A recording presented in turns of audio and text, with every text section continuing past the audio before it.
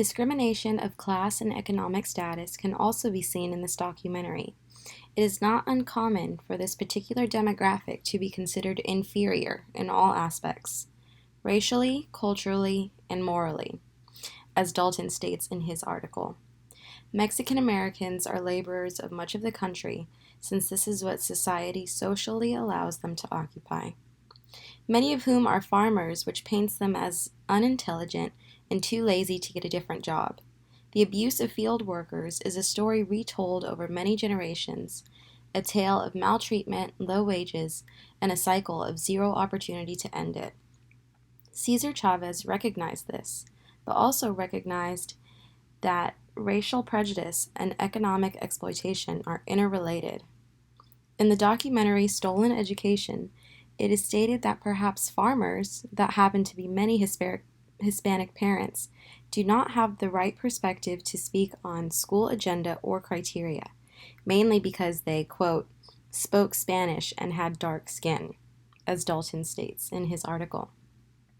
I think this is a way the school staff and policymakers justified the reasoning behind ignoring parents' request. Many around the nation have been hiding behind the law to hide their racism and now use a new development of separate but equal. In the reading, The Schooling of Latino Children, Mull and Ruiz explain how one problem that Latino children face in U.S. schools is the Americanization of Latinos by making them learn English and getting rid of their native language and traditions. The term for this problem is called subtractive schooling, and it affects Latinos in many different ways, such as creating a social distance between the students and the world of knowledge, and makes them believe that their language and knowledge are inadequate because they're not privileged by the education system. The Driscoll School District created this program for Mexican American students because they were trying to help them since they thought the students did not know English. But in reality, the 8 students who testified in the court case of Hernandez versus Driscoll Consolidated School District were bilingual, meaning they spoke both English and their native language, as well as being born in the United States. Stereotypes were imposed upon these students because of their race, ethnicity, and class differences, when they were actually capable of excelling in school just like white students. Mexican Americans were discouraged from using their home languages, so when they have children of their own, they decide not to teach them Spanish because of the traumatic experiences that they had growing up and therefore losing their bilingual capacity. It is difficult to see that Mexican Americans and other minorities feel the need to hide their culture because of the fear that they will not be included in society by the dominant culture. In 1954, when deciding the Brown versus Board of Education case, the United States Supreme Court outlawed school segregation in forcing school districts to close Mexican and Black schools. This was a pivotal time in United States history for Hispanics who had been oppressed in the school system and outside of them. Although this was a stepping stone to what some would hope to see as equality, there were still many obstacles.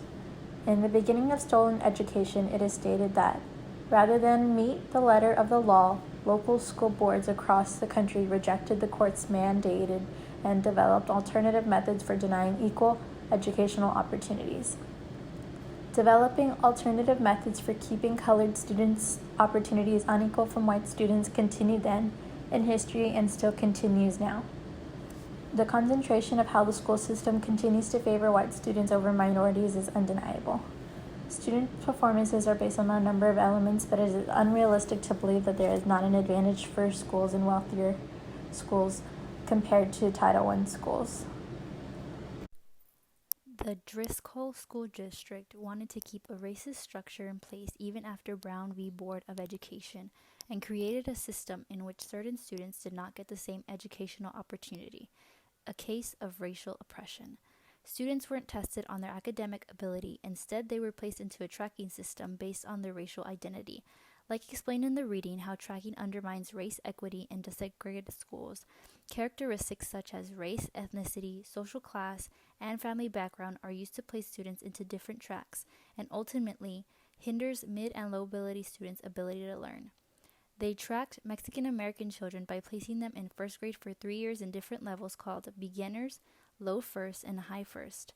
By placing students into these types of groups, it discourages them at a very young age and affects them academically and socially.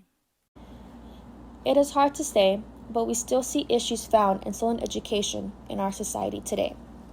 In 2014, a New Jersey school district was still practicing a form of tracking. This system was designed to separate students' educational paths based on academic performance in years prior.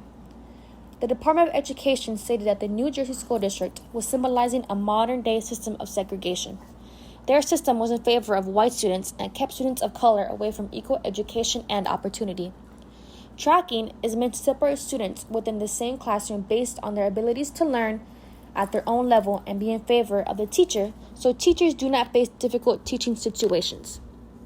Present-day tracking systems could allow gifted and talented and AP classes to be examples. Gifted and talented was a form of segregation for wealthier families to keep their children in public schools and not from entering private or charter schools. AP classes are segregations of students who perform at a higher rate. On a personal level, The Atlantic interviewed a father whose daughter was African American and got denied access to advanced classes in New Jersey. The father states, "It is 2014, where you can literally walk down a hallway in Columbia High School and look in a classroom and know whether it's an upper-level class or a level class based on the racial composition of the classroom." Today, it is said that these effects of tracking systems are to blame for the huge achievement gap between whites and Asians on one side and Black and Latino students on the other. They would spank us in our hands and make us stand next to the boards for half a day or whatever. If you spoke Spanish? Carmen recalls horrible memories of attending elementary school in the small town of Driscoll. She was among several other students who were moved from the Mexican-only school and integrated with the white population. Once there, she says Mexican students were forced to stay in first grade for longer than just a year, including her two sisters. My first one was detained 3 years. My second one was detained 2 years. And why would they detain them? Because they didn't speak English. And the whole class was detained, not because of their grades. It was just because they were not English speaking.